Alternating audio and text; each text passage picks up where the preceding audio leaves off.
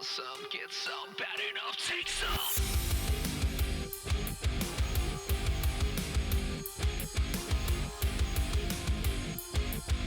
Hello, welcome to episode 91 of Vega to Vega with Gangrel.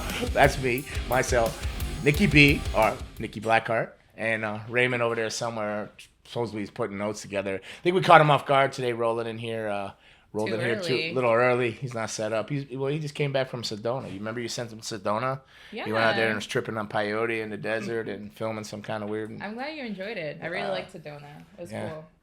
Yeah, he said, I don't know. He said he didn't see a lot of black guys out there. What did you see out in Sedona, Raymond? What was out there? Mountains and Desert. chickens. Oh, you said you couldn't see at night out there. Like, you couldn't see nothing. It was pitch black at night. That's what, They don't have street lights and No, stuff. no street lights or nothing in Sedona. And a lot of roundabouts. But it was Notice chill. that? You enjoyed There it? was a ton of roundabouts. Fun. Nah, that's cool, man. So you had a really good trip, positive trip. Yep. You? What'd you do this weekend, Miss Nikki B?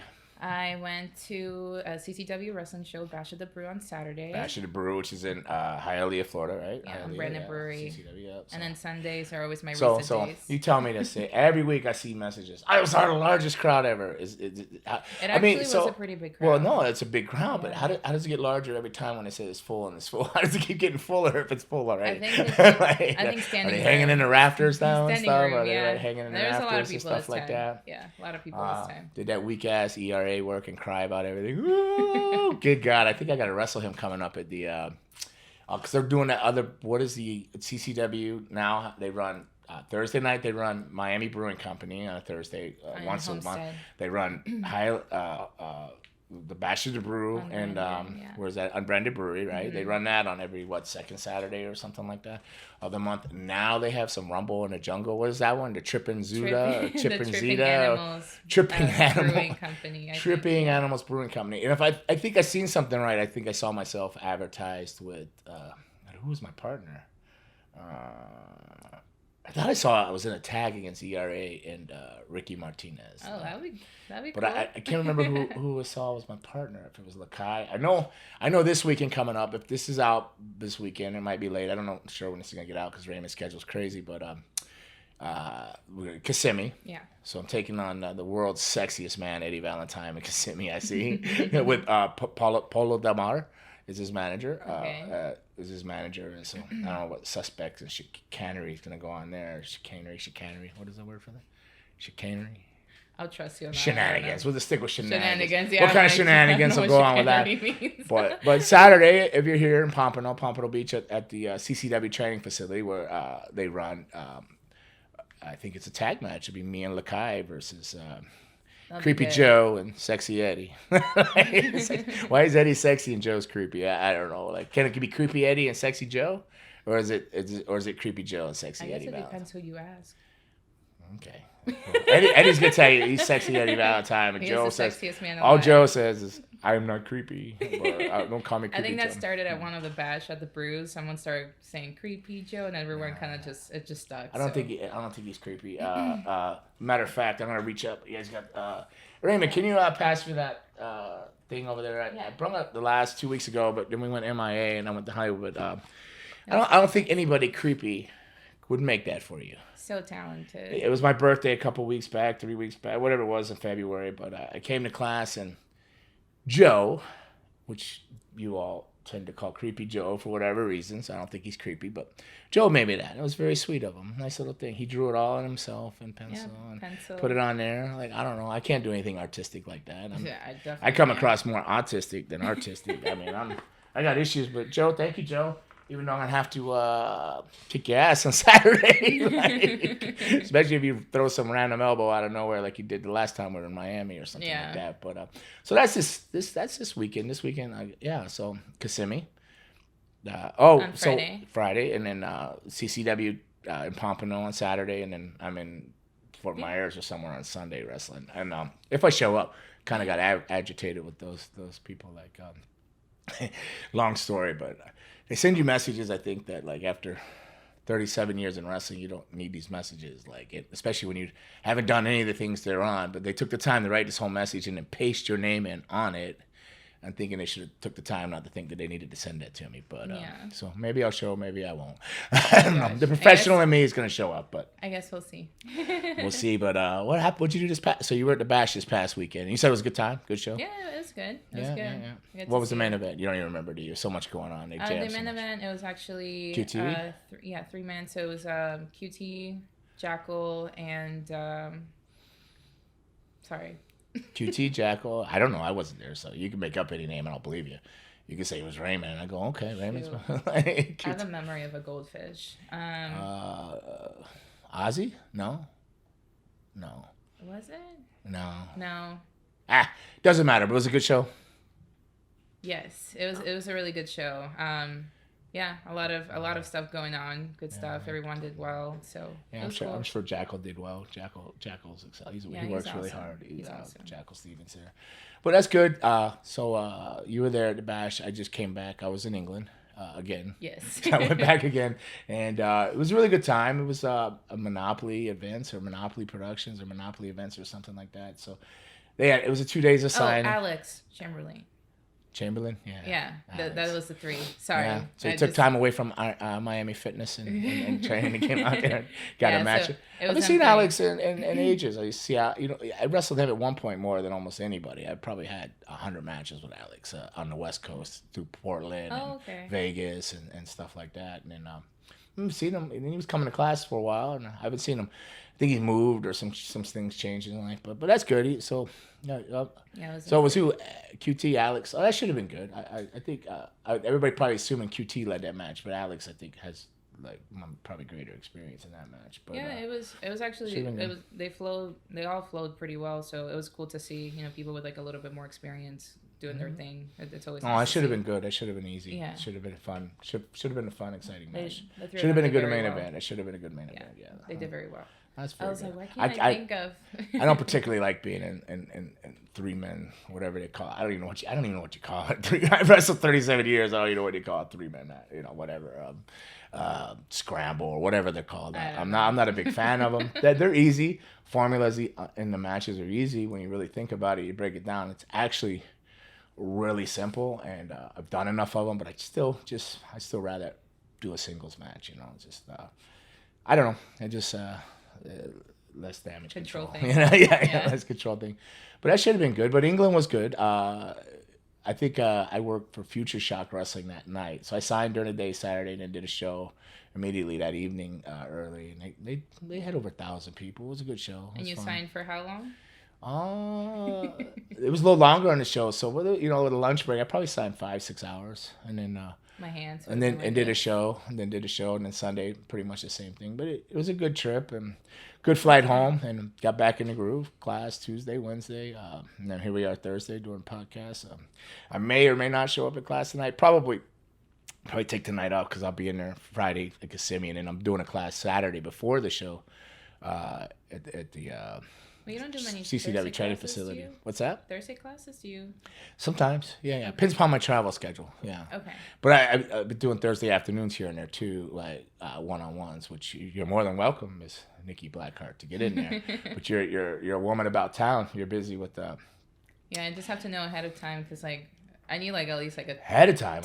I'll 3 text you at like 8 in the videos. morning. Hey, you gotta be able to do this, and then I'll hear from you like at 8 at night. I'm sorry, I was just so swamped, and I had to go, and I had this to fix, That's and what I I'm had saying. that to do. If and it's then, in my like, schedule, it's happening. So if you let me know a couple of days in advance, I'll be like, okay, I'll It's the stay. same with me. If it's not, and I got to change an appointment because I got to take Susan to the doctor's on Tuesday, and I got PT on Tuesday, so I got to change. I got to remember to do that. I tried to do it here, but they won't know. But if it's not in my calendar and I don't put it in there, it's not going to happen. That's how It is just not going to happen. For It's me. not scheduled, man. You know. And you saw what happened. Like, we're supposed to start podcast at 10, and it took an hour because Nelio and the accountant called and needed questions, and I'm like, what PayPal? What? How do you do this? And Raymond, how do I get these PDFs from my bank Okay, account? adulting is hard, okay? Adulting is very hard. It gave me huge anxiety, threw me off. I had to joke around for 20 minutes just to get over that to move forward, and now I feel totally exhausted for this.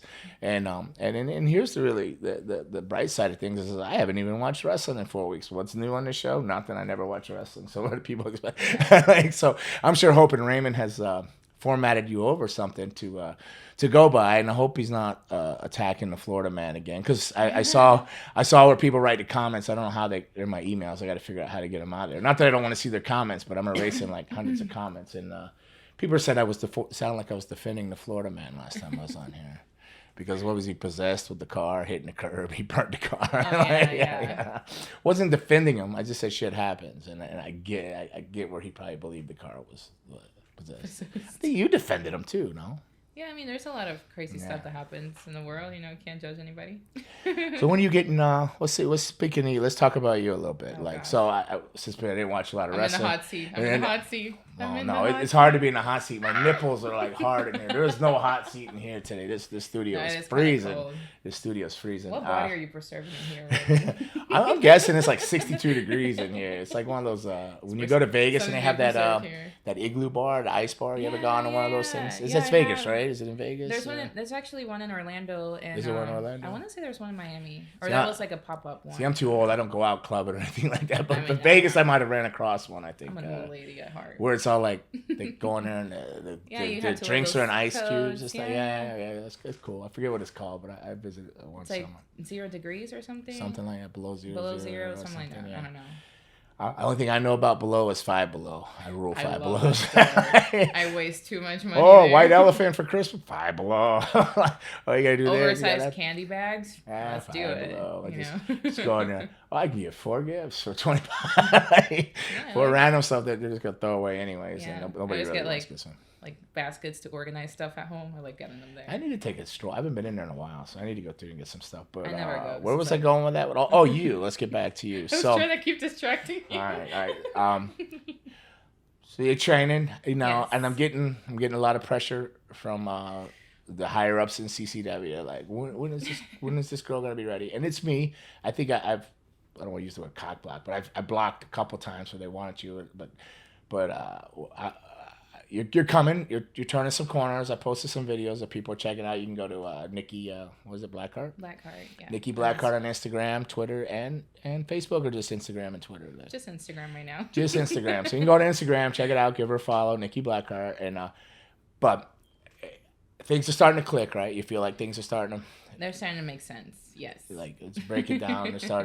I mean, you've probably heard from 5 different people with experience go, hey, one day it's just gonna click. You're just gonna, it'll just click. I feel like that's like anything really. Like one day it's just. So you were in class last night, and I gave a big lecture. Not a lecture, but I gave a for real talk, about the journey in wrestling, and that you got to look at don't look like the whole journey is a jewel. There's no jewel at the end of the journey. Everything I was given, but it was about. The 6 Ps: proper planning, preventing piss poor performance, and not being ready for opportunities. So, with that being said, a lot of students aren't showing up at the shows. A lot of students haven't gotten gear, and whether they're ready or not, there's an opportunity. You have to always be prepared. Because they're like, oh, you went to the gym twice yesterday? I go, yeah, I did, because I was able to go twice, and I'll try to go once every day if I possibly can, even on the road, because you have to constantly prepare, because you can't. I'm 55, and it's probably never going to happen. But what if WWE says, "Oh, hey, we want you to come do this and this and that"? What am I going to say? Oh, I need a month to go tan, and I need to get in the gym. Like the gym is not going to change nothing in a day.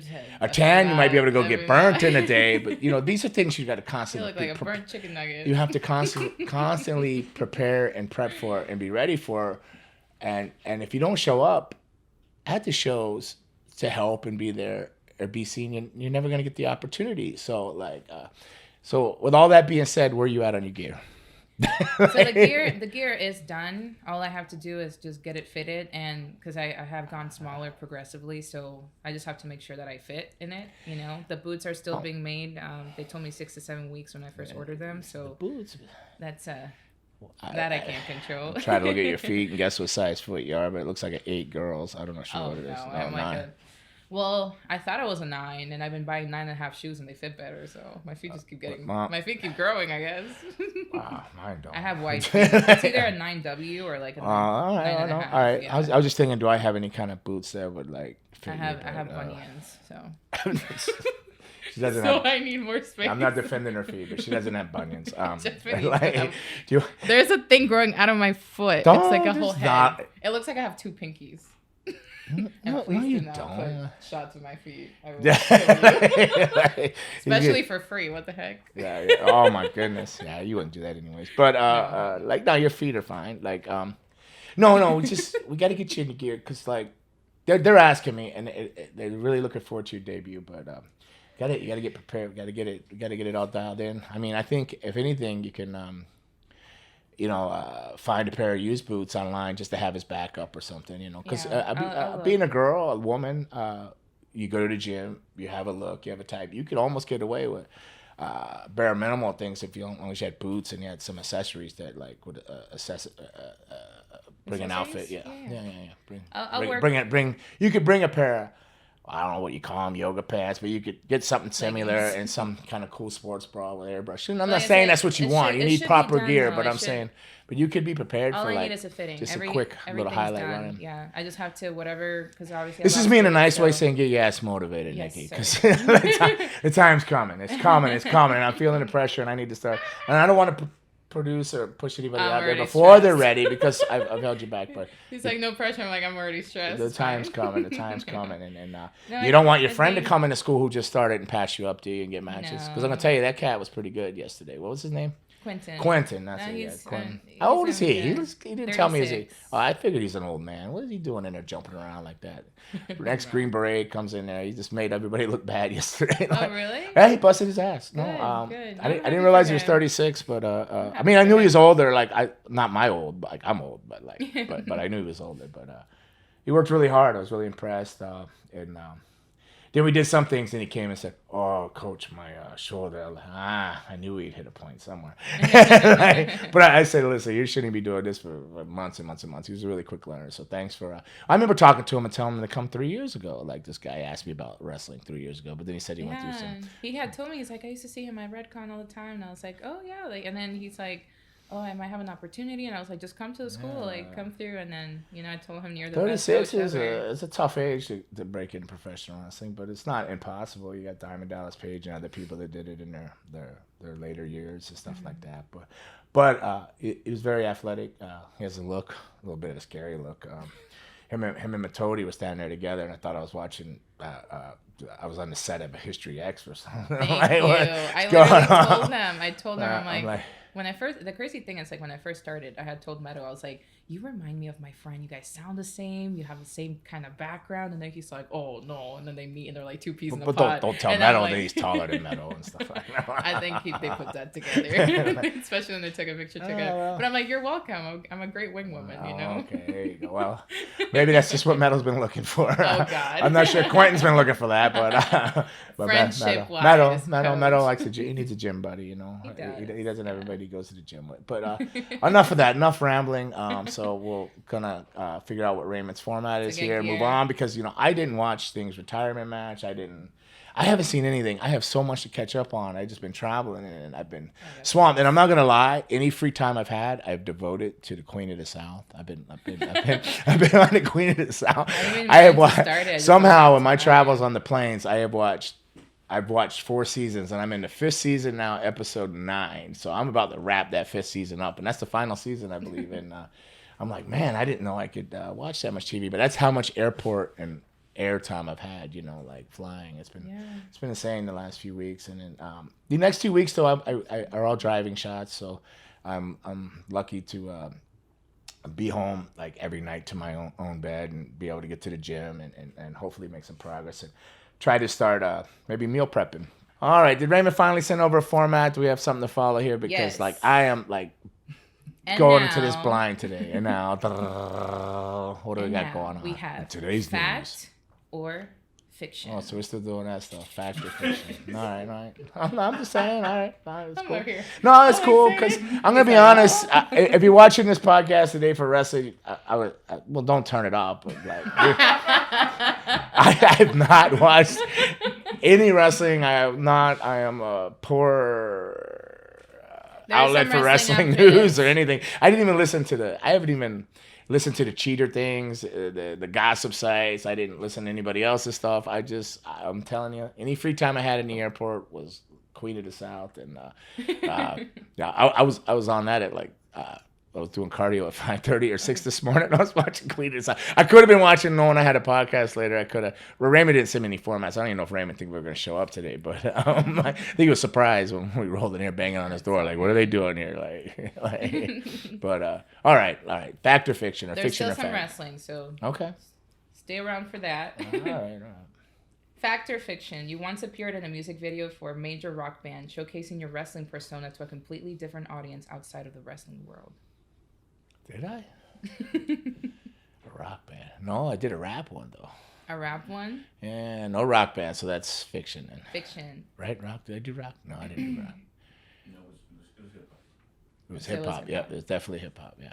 There you go. I was Canadian hip hop too. It was a Canadian guy. Yeah. Nice. I'm trying to think of the name of it. It was a really cool video because I crashed through the wall. Like we should bust that video out. Hold on, where's that video? I was about to ask. For the town. We'll put it on. So no, fiction. I wasn't in a rock video, but I was in. I guess you could call it hip hop, Sunreal, Yeah. and it was a video called "For the Town," and I got it right here. Actually, you look it up. It's a really cool video. Raymond will probably put it up on there for everybody to see it. But Insert video breakthrough. here. It was really cool because it had a lot of different his one the DJ. I think the DJ was one of his relatives wrestled, but it's in Canada. They were Canadian. Yeah. But so it had different wrestlers in it and stuff. But like throughout this video, people just die in this video. They're watching a video and then they just die. It's a crazy video. It's like a mind trip of a video. But at one point, these dudes are like in a room smoking weed. They're like they're like, "Hey man, did you hear that?" And they go, "Oh no, you're just being paranoid or something, right?" And they're looking at the TV because the video would jump from just scene to scene places. Like one girl exploded in a pool, and then it goes to these guys.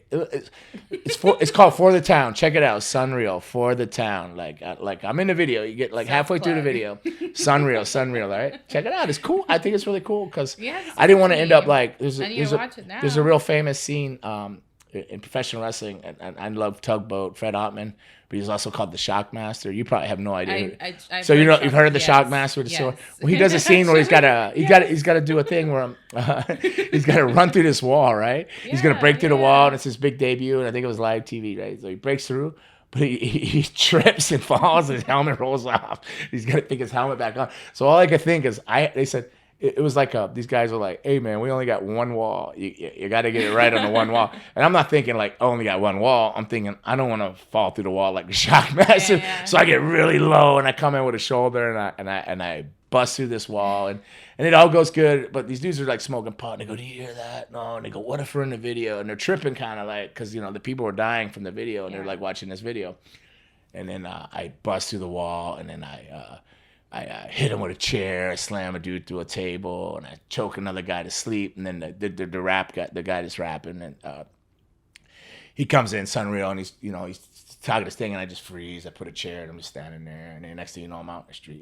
It's cool. It was a really, really, really fun video. It's called For the Town, Sunreal. Check it out. That's cool. Yeah, I remember the Shockmaster. There was like so many parodies after that, and then some commercials were like mimicking like that whole scene. I do remember seeing a lot of that. He is such a nice guy, and like he's on Facebook all the time. Fred Ottman, check him out. But he does the conventions. He'll bring the silver helmet. He takes it all in stride. He doesn't it's really, really, really, really cool. He's a nice guy. But yeah, I didn't want to end up like the Shockmaster. But yeah. Fiction. Wasn't a rock video. I was in and I'm trying to think, did I do a rock video? And I just don't remember it, but I don't think so. Like I've done a lot of videos throughout my life, but I did not know for now. And then I'll remember next week and come back. Well, I lied. Take that back. Okay, so fact or fiction. The original concept for Monday Night Raw was to have a live band playing during the show, aiming to merge live sports, music, and entertainment in groundbreaking format. I have no fucking. Excuse my language. I have no idea. Like I wasn't booking Monday Night Raw. They did have live bands at some point though, but I don't know if that was the original idea. I have no idea, so I couldn't answer that. Maybe does Raymond know? No. This came from a fan or something? Did somebody ask this? This was a thing. Fiction? Oh, Fiction. okay, Okay, I was fiction. gonna say I don't. I know at pay-per-views they would have like DX, they have different people perform people's music, but I think Monday Night Raw was like at the Manhattan Center. It started out or something. It was like Monday Night Raw. Like it was like kind of cheesy but cool. I don't remember any live music. Awesome. Fact or fiction? Fact. It's freezing in here. Fiction. Am I gonna make it through the? This one's funny. Beyond wrestling, you're an extreme sports enthusiast who has gone skydiving and bungee jumping in various countries around the world. I would love for that to be a fact, because I really want to do that. I've spoken to Raymond before, back when we first started the podcast. I wanted to get. We had the. You've met the twins, right? Yeah. Nicole and Tiffany.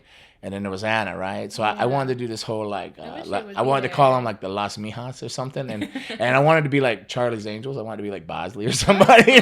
Send them on missions, and like one episode we're gonna go skydiving, and the next one we're gonna That's go like awesome. Rocky Mountain climbing or something, like skydiving and Rocky Mountain climbing, and I went 8 point something Oh, I thought it seconds was on a bull named 2.7 Fu seconds. Manchu, something on a bull named Fu I thought Manchu. it was 2.7. That was like my mom's favorite song. My mom passed away with cancer, much like your mom did too. I don't want to cry here, but Yeah, I remember she would play I that. don't have extra eyelashes. She would play that song all the time, and whenever I hear that song, it just makes me cry. Like, I'm about to cry now. I'm sorry. No, I feel that. Tim McGraw was my first ever country concert I attended. Was he your first country crush? No. He's a It good was man. my He's in a lot of Tim It was my McGraw. first country. I don't know. I have to think about that. Don't say Blake Shelton. No. No. He just Gwen Stefani wrapped that up. I gotta think about that one. I don't know. I I don't know what mine was. I don't know. It's not Dolly Parton. I'm old enough for it to have been Dolly Parton, but it wasn't Dolly Parton. I like Dolly. A lot of people hate on her. I like might Dolly have been. Oh, maybe it was. I saw her live Maybe at it was the the Panther Mama Judd. Stadium. Maybe it was the Mama Judd of the Judds. Wait, was it? Oh, What was the mom's gosh. name? Wayona. It was Wayona, and it was. I have no the mom, idea. That's like Nicole, way past. Naomi, and there's all them Judds. One's an actress now and all I that. have no idea. Fact or fiction? This is the last fact or fiction question. You were once considered for a lead role in popular 90s vampire television series. Which one? Fiction. But in April, the movie The After Dark is. I'm gonna. I gotta get out there to the premiere in Vegas if I can make it out there. But they do a vampire movie, and that was fiction. But fact is April. It's called The After Dark. So soon that'll be out, and I'll be able to get that out to. When I go out there in April, I guess it's straight to DVD because they're gonna give me some DVDs. So I imagine by April, what's the next month? Was April, May? So May, you'll be able to see it there. Oh, that's cool. I've yet to tell like Susan that I've killed hookers in that movie. The picture you've seen, she hasn't seen. Which now. Susan, sorry, I'm telling you now. Because filming sort of bloody scenes, but I think I did tell her I killed hookers, but maybe she doesn't know to the extent that I killed these hookers. Pretty graphic scenes though, Yeah, right? Bloody lot of and blood. gory, a lot of blood and gore. Way Yeah. too much. But it's called The After Dark. Tom Devlin, Sin Bodhi was in it. So it's kind of a punk vampire movie. It's like vampire punk meets nostalgic traditional. Queen of the Dam or Anne Rice type of interview with a vampire. But the guy was talking to me yesterday, and he goes, "Oh, it was great, and everything was good." I go, "Yeah, but if could have had a little bit more notice, I'd have lost 30 pounds." He goes, "Yeah, well, if we had a lot of notice, we'd have done a lot of things." So I go, "Oh, great, I look fat in the movie." Because there's this one scene, there's this girl tied up on the bed behind me. She's just like straddled out naked, tied up in the bed. So if you like naked women, watch the movie. Guys or girls or whatever, it's a crazy world. Mixed up kids in a crazy world. It's like they're all tied up, and I'm just like reading this thing, and I don't see the naked girl. I don't see anything but my belly sitting in my lap. That's all I see. They give me this 30 naked women behind me, but I don't see them. All I see is my belly sitting there like this. I'm like, oh, in a white shirt. That's why I don't like white. I'm in a white kind of puffy. I don't want to be a pirate shirt. And it wasn't very flattering, but hopefully the fight scenes. I think you'll people enjoy the fight scene with me and Sin Bodhi. They were like, "Hey, we got one desk, we got one thing," much like that wall in the video. We got this and this and that, and One wall. because I did.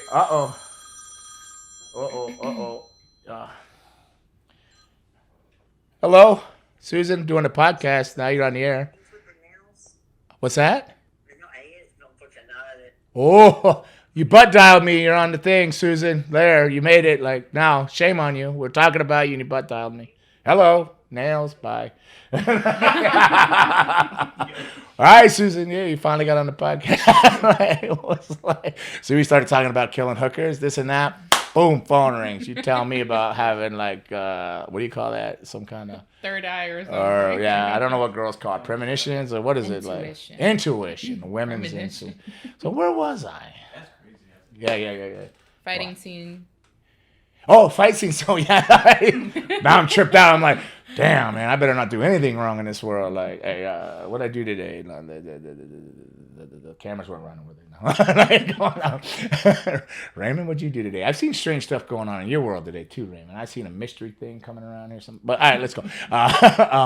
The fight scene. So they go, well, we only got this one task, and we got this and that. Next caught on camera. So, yeah.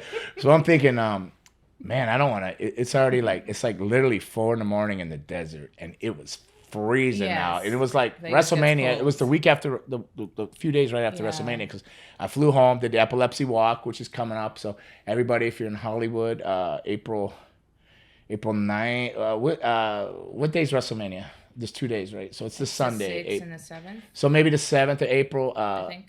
Whatever, it's the Sunday, same as WrestleMania, the Sunday, there'll be the Hollywood Walk for Epilepsy. So if you're in there, go check it out. Epilepsy of Florida, you can go online, check that out for the walk. But I came home, did that, and then flew immediately back to Vegas on Monday to film that. So, but they filmed at night, like so. Like I have a hard time if I'm not wrestling. So you go sit and you're just sitting in the cold waiting to do your scenes and stuff. So it got to be like 3 or 4 or 5 in the morning, and it was like so cold. And they go, "Oh, we're ready for the fight scene." Like, whoa!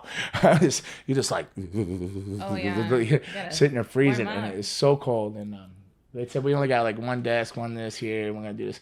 So in my mind, and then I got with Simbodi, I go like, hey, let's just F all this stuff up. So we went one take. So we went in there and just, Sim was probably going, damn, I hope I don't have to do another scene with him.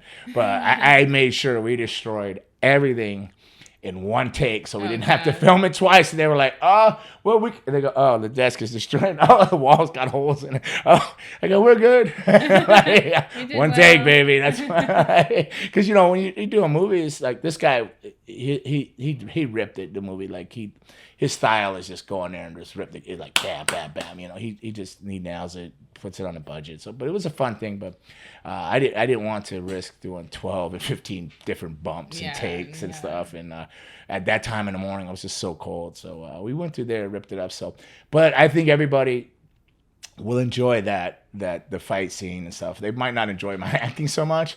They might enjoy the naked women dead behind me or strapped up on beds or whatever. But please be kind when you see my belly in the white shirt sitting there, because that's all I see. There literally is a girl tied up on a bed, her feet are tied to a chair. I'm sitting in it or something like that. I don't know. I could find a picture, but I don't want to put it on here. I think probably get canceled on YouTube. 1,000%. Yeah, all right. So, but it's in the movie, and but all I see is I'm looking at this paper, but all I see is my belly. And I think I was heavier than I am now, maybe possibly, maybe not, maybe about the same, but it just wasn't very flattering. I should have been like sitting up or proper posture. It would have avoided all that, but I'm just like, yeah. Not even everyone has a because it's like early morning hours, and like I'm just thinking like, man, I would be sleeping right now. Like if I'm not wrestling, I'm sleeping. No, all right, so we've gone through fact or fiction and everything, and we've talked about your favorite Florida man.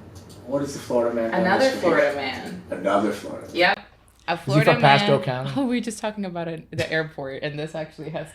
This is a great transition. A Florida man causes a commotion at Miami International Airport when he tries to board a cross-country flight with a live alligator, claiming it's his emotional support animal. What? Well, why did I miss this? Okay. When was this? Raymond must be reaching back. I didn't hear anything about this on the news. The man wearing a bathrobe and flip-flops insists that the alligator... The Big Lebowski. What? He's like the Big Lebowski. Yeah. Like... Hold on. The man...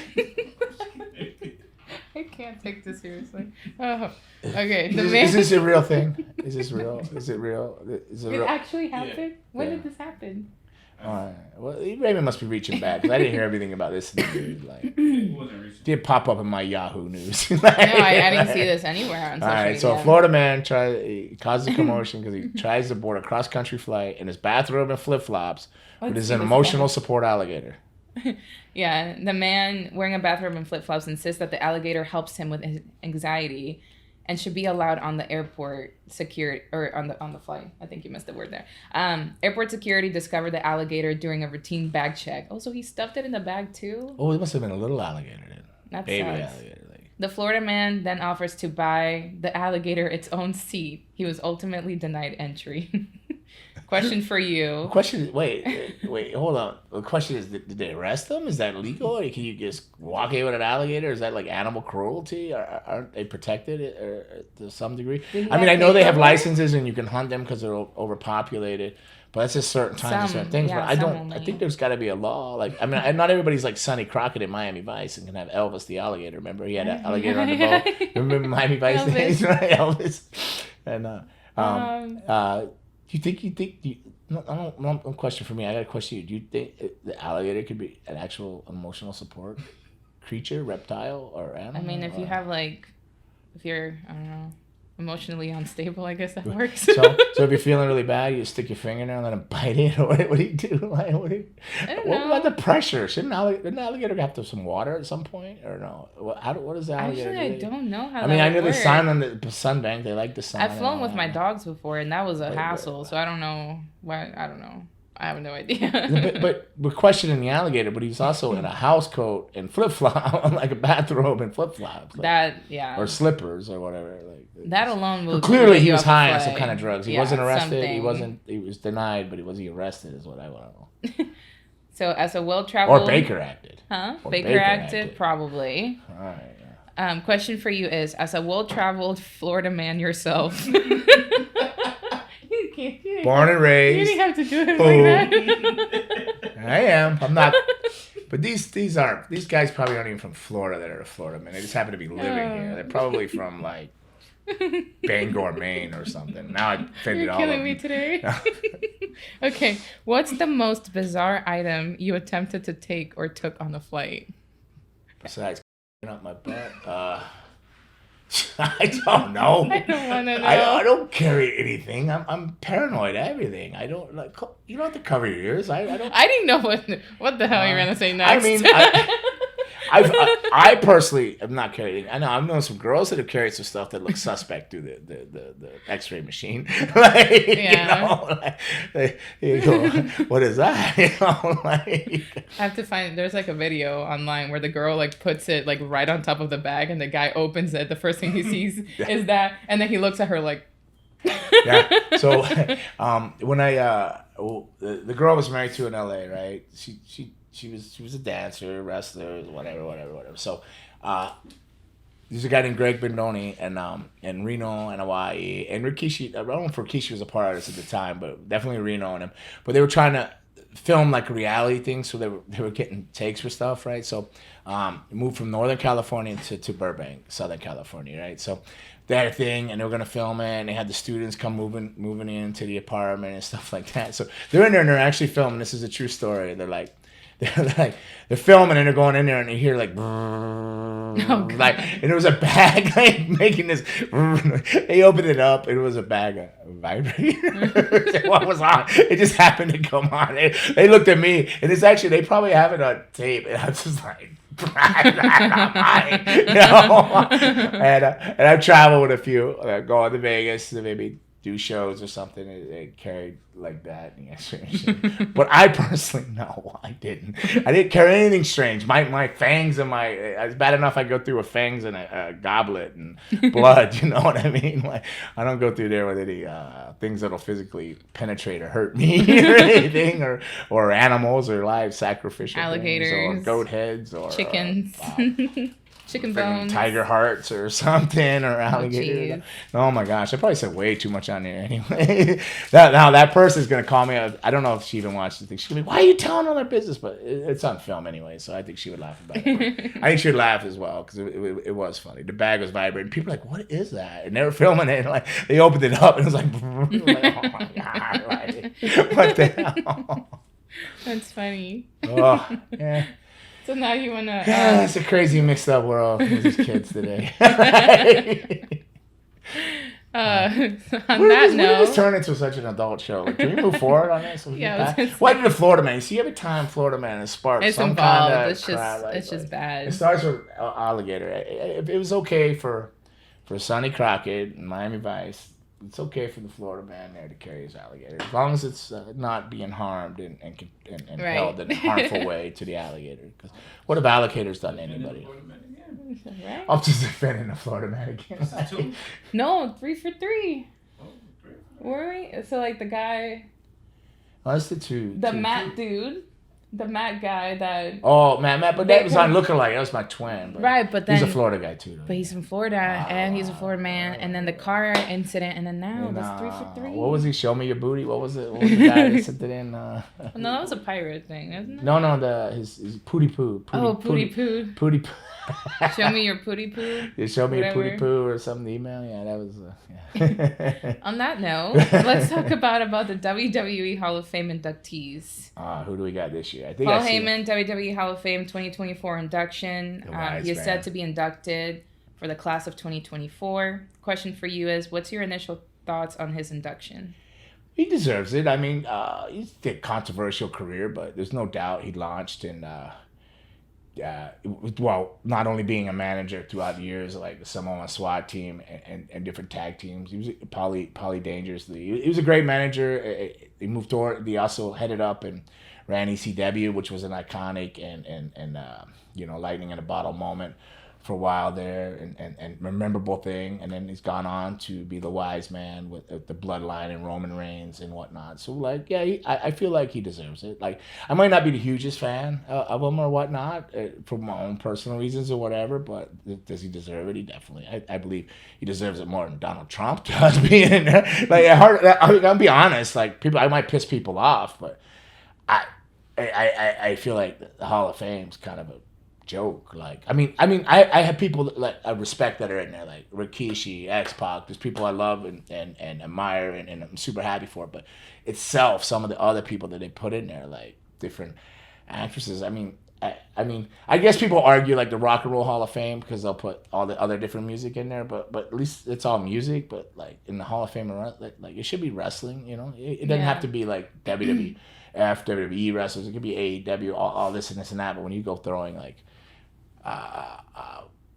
Donald Trump or Pete Rose or somebody in that hall, it just kind of doesn't. I don't know. It just kind of loses credibility for me. But it still would be cool, and I would be flattered if I was ever in it. I'll never be in it probably, but it'd still be flattering, and I'd be honored, you know. But at the same time, I look at it like, but it's Paulie. He deserves to be in it. Yeah.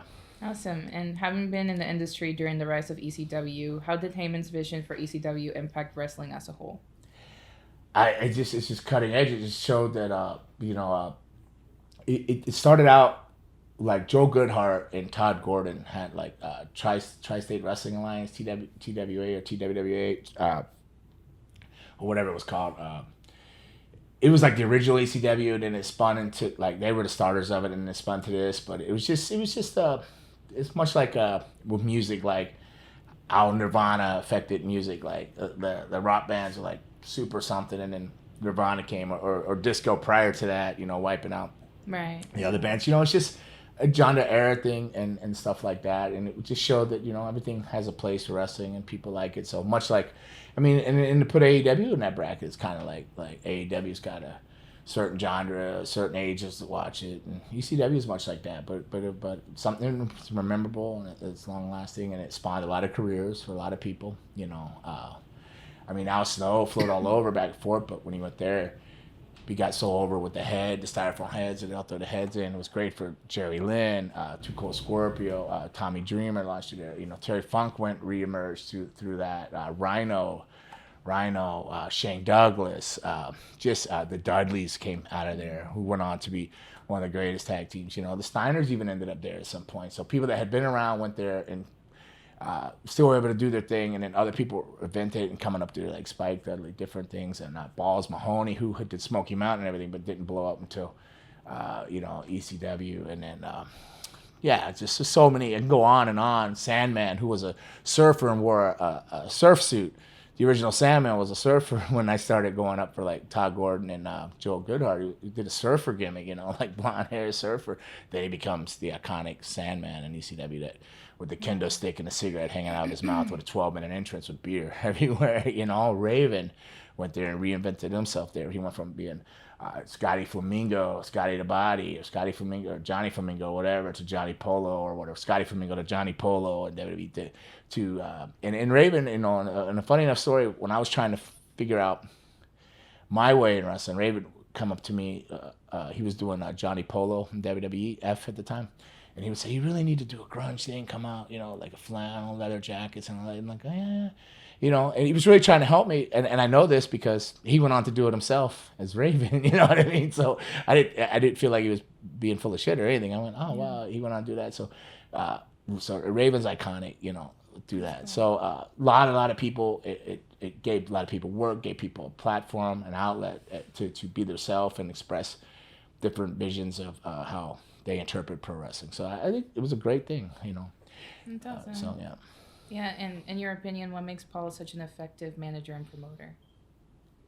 He's not as scared to be a piece of crap about it. Like, he's not as scared to take a risk and tell a little lie here or there, take a gamble on not paying you. I don't know if that makes him a great promoter. He's just got a great mind for it. He's got a mind for us. You either have a mind for it or you don't. You're either boxed in and you're closed minded, or you have visions. He has visions, and he can see and he can spot talent. And he's spot talent. He's good at that. He's good at spotting talent and finding. We all see let's take Raymond. We see Raymond one way. Raymond. But he'll see something in Raymond that we've all missed, and then he'll take that. He'll either exploit it for himself, but ultimately he'll bring it out. And Raymond might not even know he had it. Next thing you know, Raymond's like a big star. You know what I mean? So cool. He's great at that kind of stuff. And then we also have Bull Nakano, WWE Hall of Fame 2024 induction. Known for her dominant presence in the ring and unique look, has a significant impact on women's wrestling worldwide. With a career spanning across Japan, WWE, which was then WWF, and WCW, she celebrated her intense matches and championship reigns. So given Bull Nakano's unique style and presence, how do you think she influenced the perception of women's wrestling? It's funny. When you woke up this morning, what was the first thing you had from a text message? But it was Bull Nakano. Yeah. So you Bull Nakano stuff to watch, video. Because she's very. I like her intensity. Her leg drop off the top. Very, very stronger style. Like I was a big fan of all Japan women and women's wrestling throughout the '80s and into the '90s. And Bull Nakano was a big part of that, and she would drop a leg drop off the top rope. Cool. She was very intense. She came into WWF. Luna was managing her, so Luna managed her. Do I think she deserves to be in the Hall of Fame? If you're asking me that, yes. Do I think she influenced a lot of people? I think she has, like the Aja Khan's, different bigger women, like even on to like the stronger one, like a Nia Jax and all them. Question is how do you think she influenced them though? Well, I think just that it's okay to be a bigger woman and be strong and be good with it, go out there but she also had the blue hair. She would spike it up. She'd stand out. Anything that you saw as a weakness, like if you walked through the streets of society, you saw the weakness, she made it a strength, and I think she just showed it was okay to go out there and be a badass, and be yourself. Like, you want to put your hair up blue and paint bangs on your head? I don't know if she did that before she was with Luna or she started that with Luna, but it might have both been doing it. But no, she was a badass, and she dropped a lot of weight, got really small for a while. Like she got really tiny for a bit. So I don't know what she looks like now. I don't know if she's still wrestling now. I don't know. But does she deserve to be in there? I believe she does. Yeah. If you had to pair her up to manage a woman wrestler of today's era, who would it be? Of today's era, I don't know. I like these Joshi wrestlers, the Japanese girls now, whatever they're called. They're all so small, like the Rihos or whatever. They're like really small. and she was a bigger, but she wasn't tall. Like, I mean, you could be like a Bull Nakano type. Like, so maybe she can manage you. Come in there and teach you the leg drop off the top. The leg. I look badass. Oh no, badass. Ass is the key word. Like, hey, you gotta land on that ass every night. Yeah. Your ass might be able to take it, but can your lower back or your butt bone, whatever, your tailbone or whatever that toxic or whatever that's called. Like, I used to miss a leg drop off the top rope every night in Japan and up through there. And then one of the trips in Japan, I missed it and I broke my tailbone. And the flight home, sitting on that flight home, when you were sitting, you were okay, but when you went to get up, it just felt like there was suction pulling you. Were like, oh no, you didn't just stab me in my ass. Yeah, that Denzel cell. It was that Denzel cell every time I tried to get up to do something on the plane on the long flight home from Japan, and that was the last time I missed any leg drops off the top rope. I don't even drop a regular leg drop now. I don't even do that now. But I mean, it was one of my favorite bombs. There's people that I'm trying to think what wrestlers. There's a lot of wrestlers throughout time. Brian Christopher used to miss a leg drop every night, but I don't know if he had any back problems from it. But the do cool moves and catch people's eyes there's a price to pay down the road. Like, I think like when I had the back issues, I blamed the knee because they put the knee brace on and my back just went out of nowhere, and they said I blame the knee brace. They go, no, look at your MRIs, you have spinal stenosis and it's on your true sciatic. But if I had to think back, I think it all stems back to missing those leg drops every night off the top rope. So after I did my tailbone in, I just missed drop kicks every night. So I just jump as high as I could and take a nice flat back bump and miss a drop kick until Mark Henry hit my feet up one time and knocked me out. And then I just said, you know what? Maybe I just don't belong on the top rope anymore. Like, I don't know how well I do up there either. So I'll still miss drop kicks off the middle rope. Middle rope, or I'll miss an elbow off the middle rope right or something. But I'm creeping up there. I'm double nickels now. So old 55, man. Like, arrive alive at 55. So trying to make it to 56 and still keep this girlish figure of mine. So so I'm not climbing to the top rope too much anymore. But I still bump every night and stuff. I'm still in the ring 7 days a week. Whether it's training or wrestling, Friday, Saturday, Sunday. So. I'm blessed. I learned my do's and don'ts early. That's good. And then moving on from the inductions, we're talking about Sammy Guevara, suspended from AEW. Why'd you got Latin all of a sudden when you said know, that? Like, all of a sudden you just got Latin. Guevara. If I say Guevara. Say it like a gringo says, Sammy Guevara. He's like, Guevara. Sammy Guevara. You wrote some of these. See, it doesn't even roll right. Sammy Guevara. I'm going to butcher every time I say it. Sammy Guevara was suspended by AEW due to not following concussion protocol during a match against Jeff Hardy on AEW Rampage on February 14th. So hold on. Oh, because he didn't stop the match? Because Jeff Hardy got concussed. Oh, so I remember seeing a video where he did a flip. Or I think it tells us a little bit more. Oh, okay. Yeah, during the match, Guevara's move accidentally broke Hardy's nose. But the match continued, leading Guevara executing his finisher, which contravened AEW's concussion guidelines. The length of his suspension has not been disclosed, and Guevara wrestled Powerhouse Hobbs on AEW programming after the incident with Hardy, but has not commented on his suspension. So question is, how were concussions treated or managed during your tenure with the WWF? I think we ignored them. Honestly, I don't, in the Attitude Era, I don't think we were aware as much as to the damages from concussions, and I think we were constantly taking chair shots without our hands up and stuff, and I'm sure that we probably all walked through that era concussed. When I broke my neck, they told me that it was like a miracle. They said it was a good thing I broke my neck, and I kind of just looked at them, and then they showed me my the CAT scan or the MRI of my brain or whatever you look at, and they go, "Oh, you see this hot spot right here? I had a hot spot." And they go, "This is a real problem." Like, so it was a reoccurring concussion, and they go, they see we've seen this with like really bad people that are recurring concussed, and we've also seen it with people that do a lot. And I went, and they just looked at me, and I went, they go, "Both of it, huh?" I go, "Yeah," I believe concussions were a real thing then. I don't, unless they were like just loopy out of it. I don't think we didn't really speak up a lot then. Not that we were afraid to speak. Well, we wanted to keep working. We didn't want to lose our spots, but I think we all had like a machismo or a macho thing about it, and like always trying to out top each other with bigger moves and who could take the hardest chair shot and little just silly things like boys, like who could hit, So yeah, it was a major thing, but there was no protocol at that time. I do think it's very important to have it. I think it's very important. I don't take any. I still will take like some tattoo needles in the head here and there, some things, but I get concussed very easy now. If I take a nasty shot to the head, if I get a kick that catches me off guard, I can walk around bumping into doors and wow. So I get concussed very easy. So I'm very careful about stuff like that now. So it is a serious thing, and I'm glad I took care of it. I'm not sure of the situation and reference with Sammy Guevara and Jeff Hardy. I seen the video where he landed, his knees kind of hit him in the face, broke his nose or whatever. But I don't know. They're saying that they suspended him, but you should suspend the referee. Maybe you should suspend if there's somebody in charge of that match, the agent or who's the producer, or maybe they should have came out and just stopped the match too. Yeah. I mean.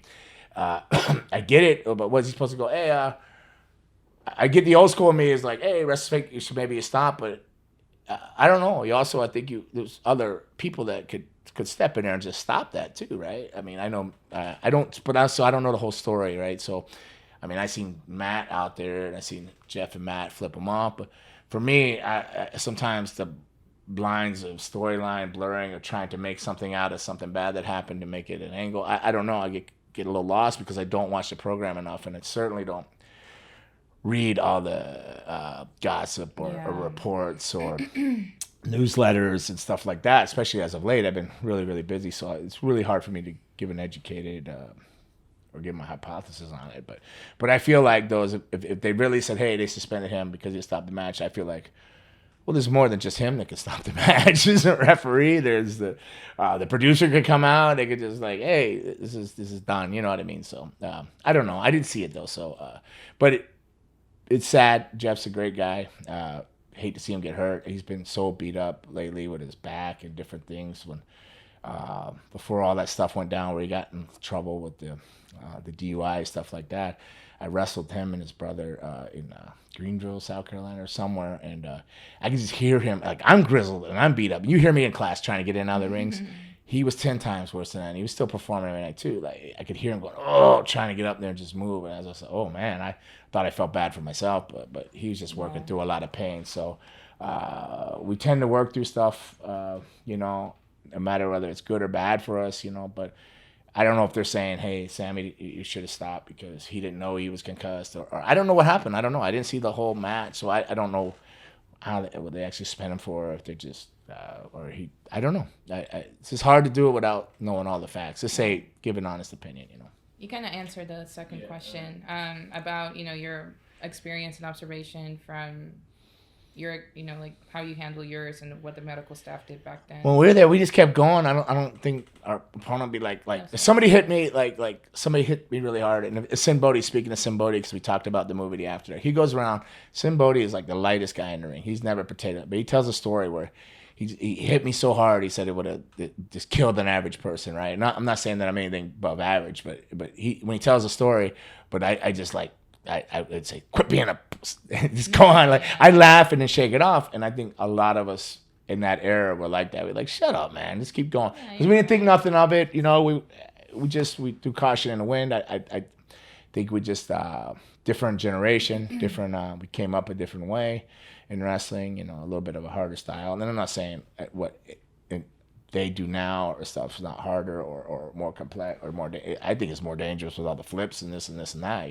Like this high acrobatic and high risk. But yeah. So I think it was just a different time and different generation, and we knew a lot less. We don't know what we know now about concussions. The NFL and different things have helped you understand that the problems that come from that and the dangers and the awareness of that and the depression and the suicides from it and CTE, or the and acting out with rage or just this unpredictable behavior or dangerous behavior because of it or the depression, all that, all bad. So we weren't aware of that kind of stuff, or if it was out there, we weren't definitely not educated on it, you know. And Yeah. it was just more of a machismo thing. Like, shut up, come on, hit me again, you know. Like, I'm fine, you know what I mean. So Yeah. Well, we're gonna wrap up now with 3 comments I that we was gonna got. say, down the road. Yeah. 2. Just real quick. This guy goes, so, man, Gangrel is so damn cool. I remember him dropping Kodak Black and Boosie in an episode like a year or 2 ago. That's when I knew he knew his shit. Gangrel, I fuck with you the long way. My guy. I appreciate it, my man. I appreciate it. The long way. Yeah, you know, South Florida love down here. Nikki EK5627 says, this episode has my whole life. I just can't with you guys right now. How is it you go from Sting's last match to having to roll something on your butt? You guys are hilarious. Sting's last match to do what with her butt?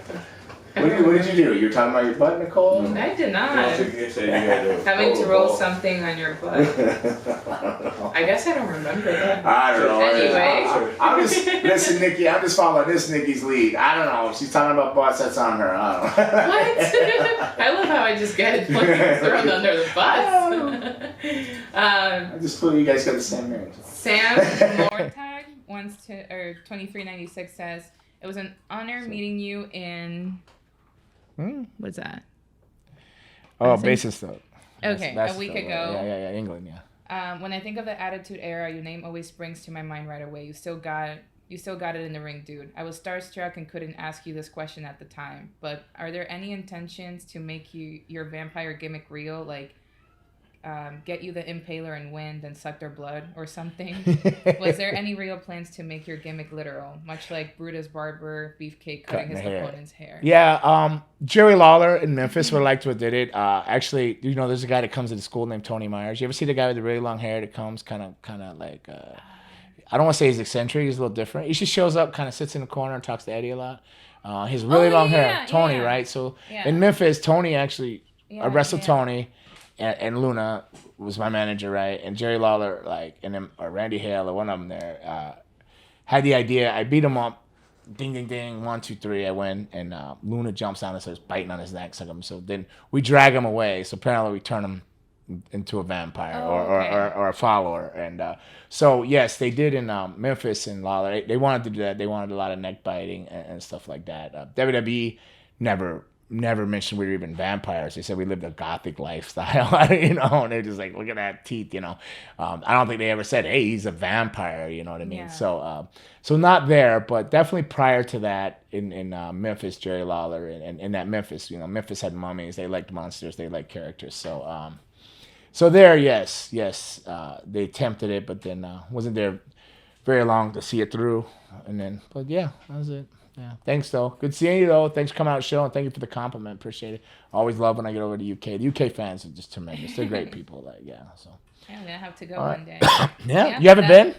I've never been. I mean, Heathrow. I had a layover when I went to Spain, but that was Heathrow. What terminals were you in? Oh man, I have no idea. Jeez, man, like no clue. I didn't almost make it home. Like that was 2015. My plane was 10 minutes late from Manchester to landing in Heathrow, but because it was British Airways, you got to land at Terminal 5. American Airlines from Heathrow home is in Terminal 3. You know what's involved in getting from Terminal 5 to 3? Like 2 friggin' buses, fucking 3 security checks, a lot of sweat rolling down my ass with my knee hopping. I get to the plane, it's already boarding. I just kind of like fall in and go on the plane. By the time I get there, I was in one of these. I had a shirt like this, but I had a long sleeve shirt. Was soaked in sweat. And I said, Susan, she goes, why is your shirt on? I go, I was sweating down my ass. I was just soaked just to get from 5 to 3 because that plane was 10 minutes late. Not that 10 minutes would make me feel any better about the 30-mile walk and freaking 5-mile bus ride. Heathrow is so crazy. Yeah. So I'm going to suggest to any travelers, if you're going to fly and you got a connecting flight in England, and you have the option, so say you're living in Miami, but they say you could take a British Airways. You want to fly American, you got miles in America. So you could go American there and then connect. You're going to have to go on British Airways from there. So what I suggest is just take the British Airways flight from here so you end up in that same damn Terminal 5. So you're not running all over. So you can just walk to the club, go have a cocktail, relax, a meal, shop a little bit, and get on your plane. Because if you go American and you land at 3, you got to get to 5. Now, going from 3 to 5 is not bad. It's going 5 to 3 that's the flipping nightmare, you know. So, yeah, so they give you the option, even though you might say, "Oh, I'm familiar with American, I'm gonna go that." Just stick with the airline that's gonna. If they're offering you a flight here, that's the same flight. You're gonna have to get on that flight in the UK with that airline. Just stay on the same airline, so you don't got to change the terminals, you know. Brought to you by Travel Hacks with Gangrel. Yeah. Or you're gonna end up with a sweaty ass and be soaked with sweat, sitting there with swamp ass on a 9-hour flight home, going, "What the hell have I gotten myself into?" No. I was like, thank God I'm in premium economy, and there's like nobody's like sitting up on my shoulder or anything like that. But eventually, when you get up in the air, you start freezing because you were sweating. So now your teeth are chattered and your nipples are hard, much like in here, and you're like pulling clothes back on, and people are just looking at you like you're insane. And then you just eventually eat some really bad food because it gets to you by then, and then you're like, then you wake up and you can't walk 8 hours later because you freaking, yeah, whatever.